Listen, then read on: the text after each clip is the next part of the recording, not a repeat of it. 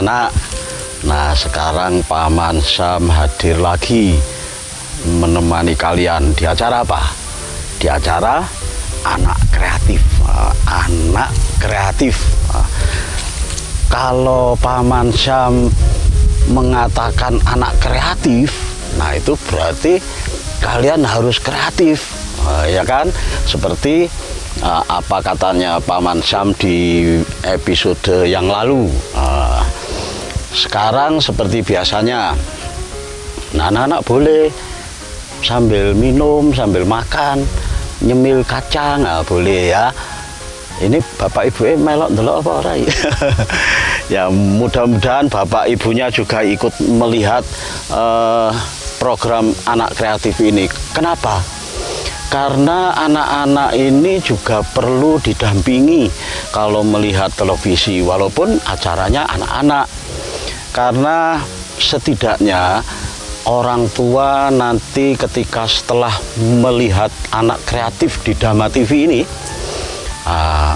para bapak, para ibu bisa terinspirasi bagaimana nanti untuk mengajak anak-anaknya, mengajak putra-putrinya ketika bermain di alam. Seperti tadi kan saya berjalan-jalan di sawah, biasanya di ladang, kadang menyusuri sungai. Nah itu anak-anak, ya bapak ibu bisa mengajak anak-anaknya, putra-putrinya untuk pergi rekreasi ke sawah di sekitarnya. Nah, kalau misalnya sawahnya di sekitar rumah tidak ada, ya di fasilitas umum di sekitar kampungnya atau sekitar perumahannya. Nah, seperti biasanya Paman Sam ini kemana-mana selalu membawa tas ini karena isinya ada buku. Buku Jataka. Buku Jataka ini sebetulnya banyak sekali kita dapati di toko-toko buku. Ceritanya dongeng fabel. Masih ingat fabel? Mudah-mudahan anak-anak masih ingat ya. Fabel. Fabel itu adalah dongeng perumpamaan dengan tokoh dalam dongeng itu berupa binatang. Nah, sekarang saya pilihkan dongeng yang apa ya? Yang bagus. Jadi setiap minggu Paman Sam selalu mencarikan dongeng-dongeng yang bagus. Wah, mana ini enaknya? Oh, ini aja. Judulnya dongengnya Elang yang Sulit Dinasihati. Elang yang Sulit Dinasihati. Nah, pada zaman dahulu kala hiduplah sekawanan burung elang. Nah, pada saat itu Raja Elang ini raja ya, karena yang menguasai gunung itu adalah hanya burung-burung elang. Nah, ada Raja Elang memiliki 3 anak. Memiliki 3 anak. Tentu saja karena kehidupannya keras di batu-batu cadas di gunung, nah anak-anaknya menjadi kuat, terlatih kuat, terbang tinggi di cuaca yang panas, di cuaca yang dingin. Wes pokoknya kuat wes anak-anaknya itu. Nah, suatu hari ada satu anaknya itu mencoba kekuatannya. Mencoba kekuatannya itu kemudian tanpa sepengetahuan orang tua. Nah, si anak yang satu ini terbang melesat ke angkasa. Wah, tinggi sekali. Wah, tinggi. Tentu saja anak-anak yang lain, saudara-saudaranya, melihat saudaranya yang satu ini terbang melesat, ketakutan, khawatir. Kakakku kok bisa terbang melesat jauh ke angkasa? Jangan-jangan nanti kena bahaya. Nah, bapaknya Elang, Raja Elang, itu kemarin-kemarin sudah menasihati anak-anaknya.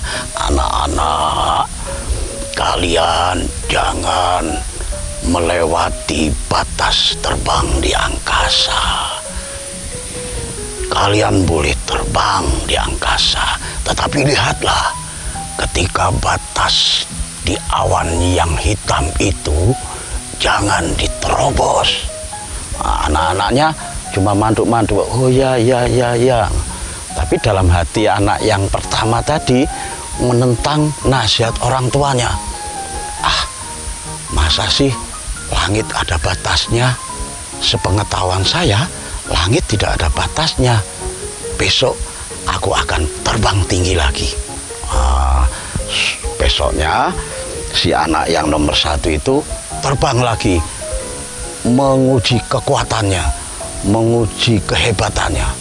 Terbang tanpa sepengetahuan orang tuanya dan saudara-saudaranya.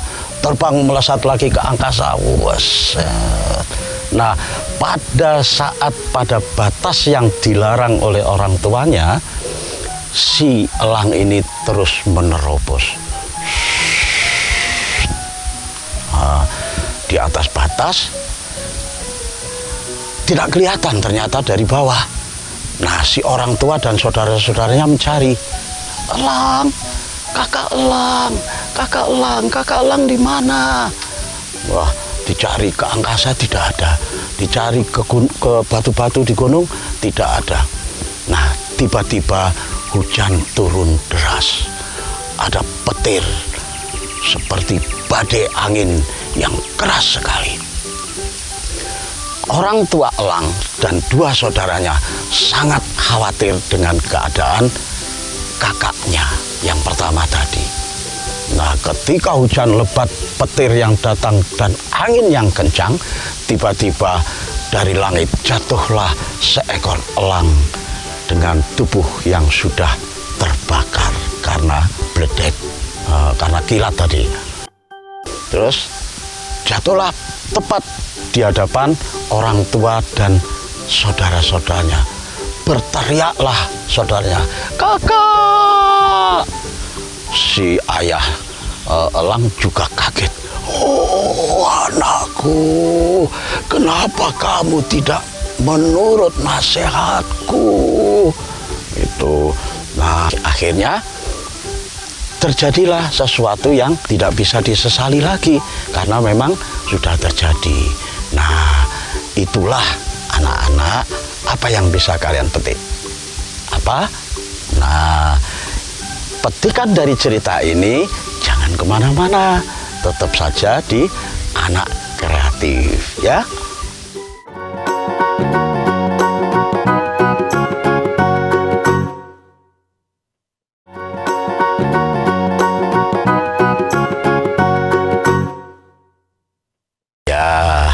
Paman Sam masih menemani anak-anak.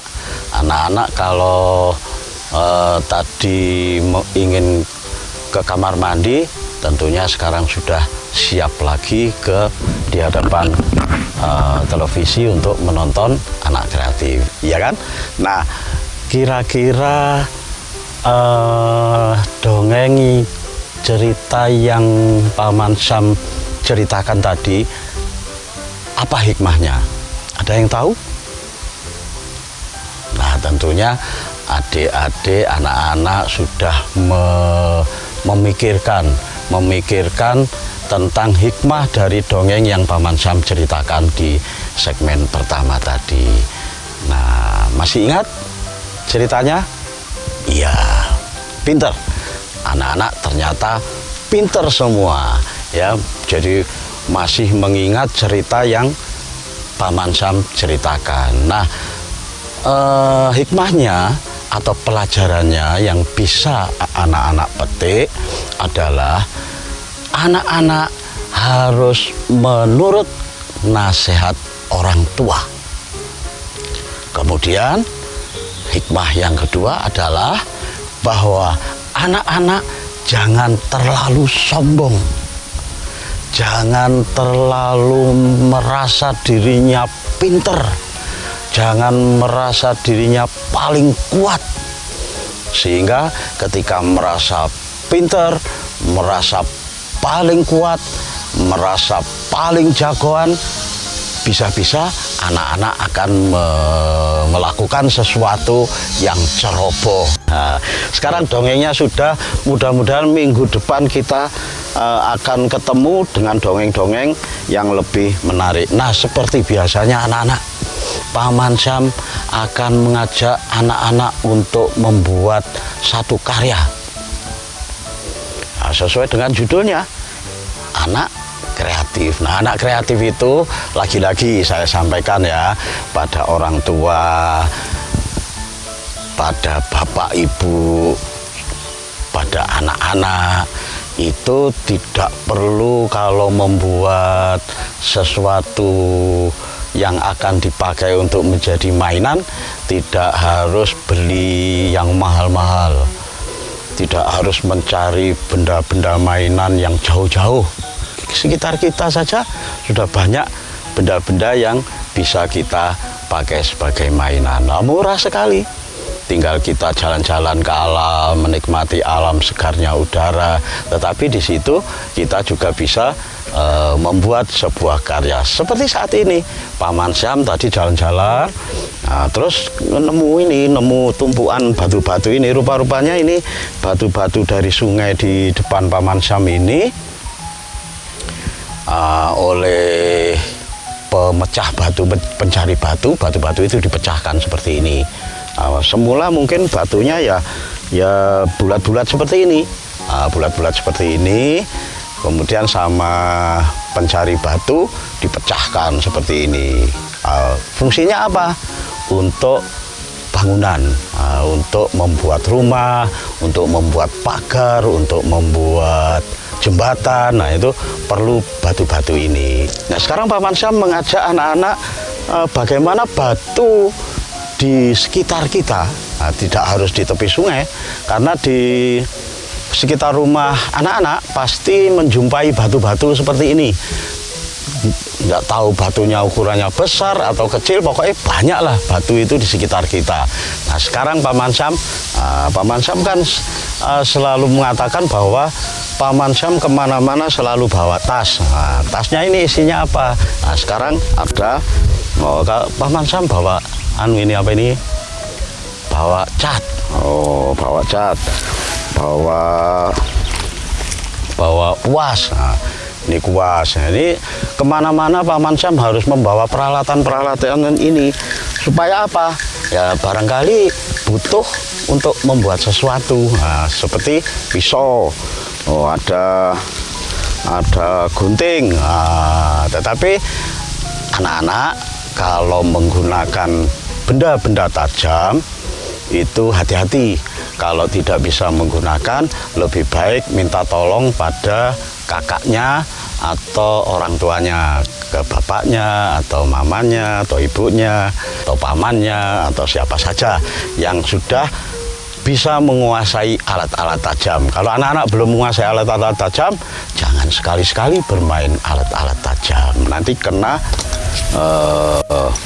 tangan berdarah. Nah, sekarang Paman Syam mencari batu yang agak halus ya. Kalau ini kan batu batu ini halus. Ini batu halus ya. Paman Syam bawa 2 ya. Tapi di sini banyak batu-batunya. Nah, mau diapakan batu-batu ini oleh Paman Syam? Paman Syam ketika berjalan-jalan tadi menemukan ide. Ketika menemui batu, ketemu ide bahwa wah, batu ini bagus kalau dijadikan sesuatu dan dicat. Yuk, nah, sekarang kita mulai mengecat ya. Jadi apa nanti? Nah, tunggu saja bagaimana prosesnya ya. Ini Paman Syam sudah membawa cat berwarna hijau. Nah, ini mudah ada air. Ini wis.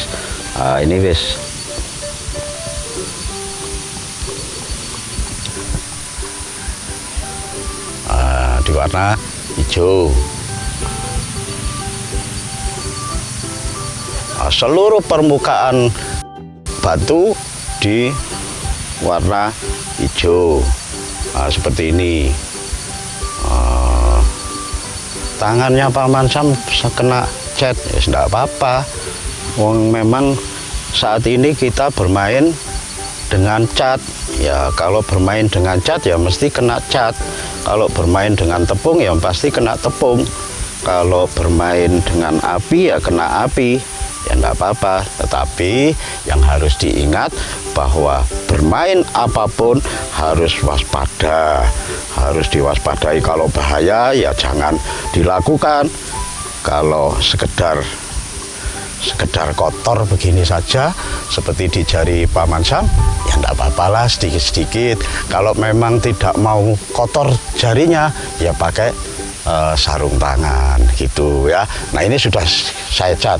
Terus akan jadi apa nanti? Nah, tunggu di segmen berikutnya ya. Jangan kemana-mana. Cepet anak-anak ke kamar mandi dulu. Nanti balik lagi melihat anak kreatif bersama Paman Sam.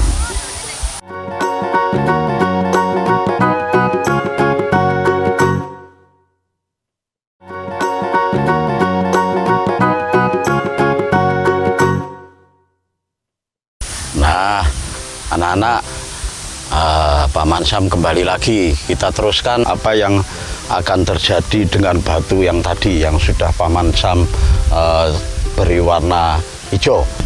Sekarang kita cari warna putih. Nah, warna putih ya, warna putih. Nah, kita cari kuas yang kecil. Setelah kita menemukan cat warna putih, batu yang sudah hijau, kita beri garis-garis ini ya, garis kecil, garis-garis gini, garis kecil gini, lorek-lorek, dibuat lorek-lorek, dibuat lorek-lorek seperti ini. Seperti ini. Nah, semua di garis ini dikasih titik-titik, tul. Nah, gini. Nah, para bapak dan ibu kalau mendampingi anak-anaknya, kalau putra-putrinya mau bermain seperti yang Paman Sam katakan tadi, jangan terburu-buru dilarang, jangan terburu-buru menghalangi anak-anak untuk berkreasi. Kalau memang ya seperti Paman Sam katakan tadi, kalau bermain cat ya pastilah sedikit-sedikit tangannya pasti kena cat. Kalau bermain kapur ya sedikit-sedikit tangannya pasti kena kapur. Nah, ini sudah hampir jadi. Kira-kira apa ini? Serupa apa? Nah, kita tunggu kering dulu ya. Kita tunggu kering dulu, kita taruh dulu. Nah, ketika tadi anak-anak pergi ke kamar mandi, Paman Sam ini sebenarnya sudah mengecat batu yang satunya tadi, yang kecil tadi. Nah, ini sudah dicat warna merah. Nah, tinggal kita ngasih warna hitam. Nanti akan jadi apa batu ini? Tunggu ya. Ini kita cari warna hitam. Mana yang warna hitam? Ini. Pelan-pelan saja. Nah, anak kreatif itu harus bisa membuat apa saja yang ada di sekitar kita. Nah, para orang tua tinggal mengawasi saja. Para orang tua mengawasi, melihat anak-anaknya berkreasi, berimajinasi, biarkan saja. Jangan banyak dihalangi. Kalau anak-anak kecil terlalu sering dihalangi, wah, perkembangan mentalnya akan nanti tidak bagus. Karena nanti kalau sudah besar, mau melakukan apa-apa menjadi takut karena trauma ketika kecil selalu tidak boleh, mau apa saja tidak boleh. Ya memang tujuan orang tua memang bagus, adik-adik, orang tuanya khawatir mungkin ya, tetapi ya kalau berlebihan akan menjadi tidak baik. Seperti ini, merah, batu yang kecil tadi dikasih warna merah, kemudian dikasih warna hitam. Terus diapakan ini enaknya? Ditambahi bulatan-bulatan. Pokoknya ada tanda-tanda seperti ini. ini kira-kira mau jadi apa? Mau jadi apa? Ditambahi warna putih. Nah, mana tadi yang warna putih? Putih. Tuh, putih tuh, putih tuh. Nah, gini. Nah, seperti apa? Tahu adik-adik, anak-anak tahu? Nah, ini adalah binatang biasanya disebut kepik. Nah, kepik yang berterbangan di daun-daun. Nah, ini. Nah, artinya bahwa adik-adik tidak harus, sekali lagi tidak harus untuk membuat kreativitas karya, tidak harus mencari barang-barang yang mahal.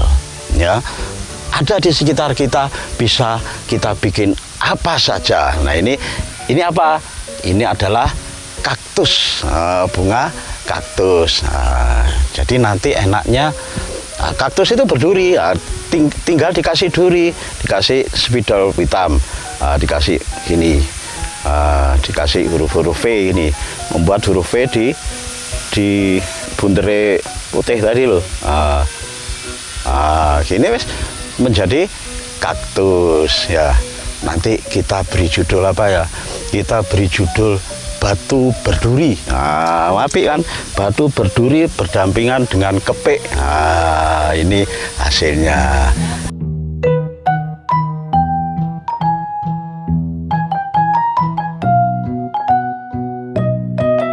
Nah, adik-adik, cukup sekian dulu ya pertemuan Paman Syam menemani kalian di acara anak kreatif. Nah, judulnya apa? Batu berduri atau kaktus dan kepik ya. Sampai jumpa, tunggu anak kreatif terus. Paman Syam akan memberikan dongengan-dongengan yang indah, yang bagus, karya-karya yang bagus juga ya. Jangan lupa, dadah anak kreatif.